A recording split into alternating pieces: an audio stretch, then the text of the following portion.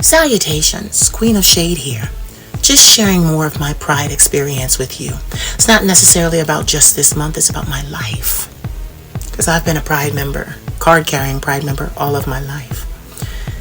Growing up, being unable to disguise what I am, what I was, made it very difficult. But you know what I learned? In spite of that, they can get it wrong. They can get it wrong.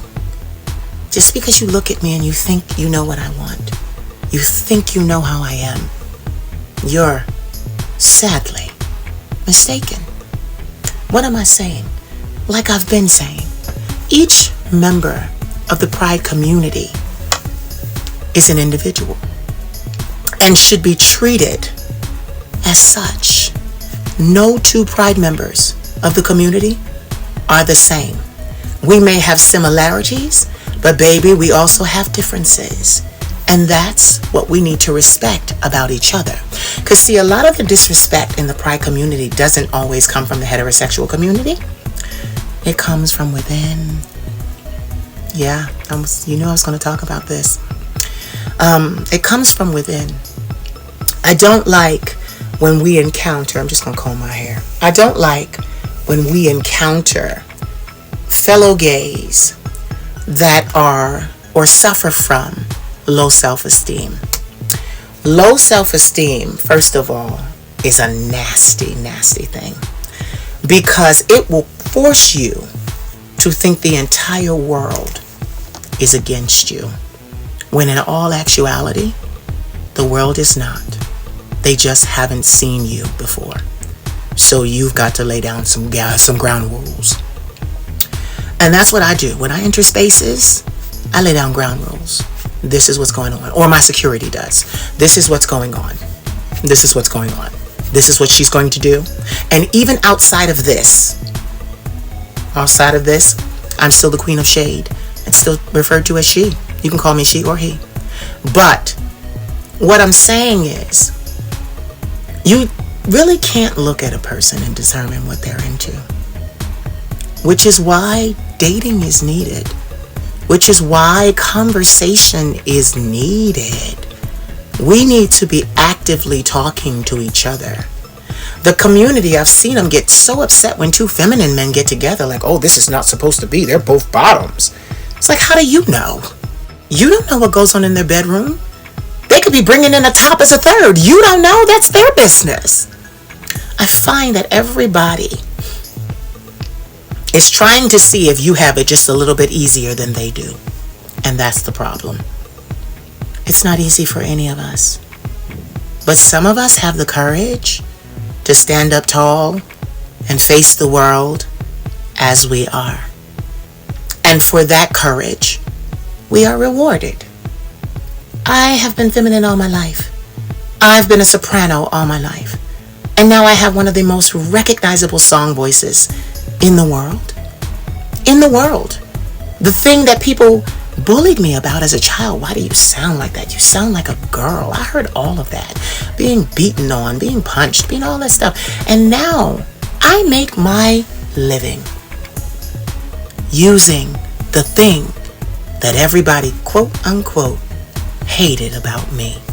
Let me tell you something else.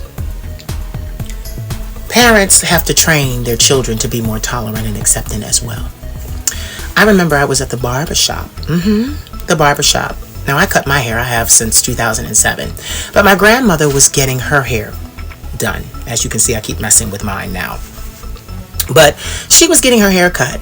And a 5-year-old boy walks up to me and starts punching me while his father did nothing. Sat there and did nothing.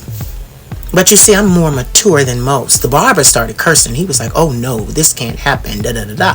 But the father never moved. So I took it upon myself, being me. I was in my 30s. I'm 41 now, but I was in my early 30s when this happened.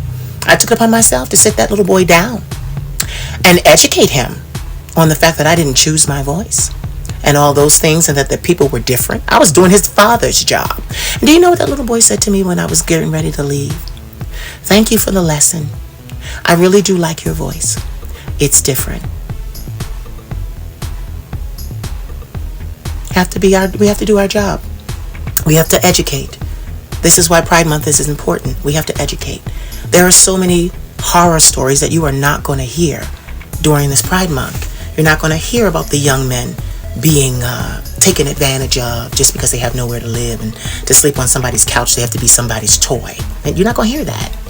But there are horrors to being gay or a member of the LGBTQIAP plus community. There are horrors. I've survived horrors, but I'm here as a guiding light. This Pride Month, celebrate yourself. And baby, as one of my favorite gurus says, love your neighbor. In order to be loved, you must first show love.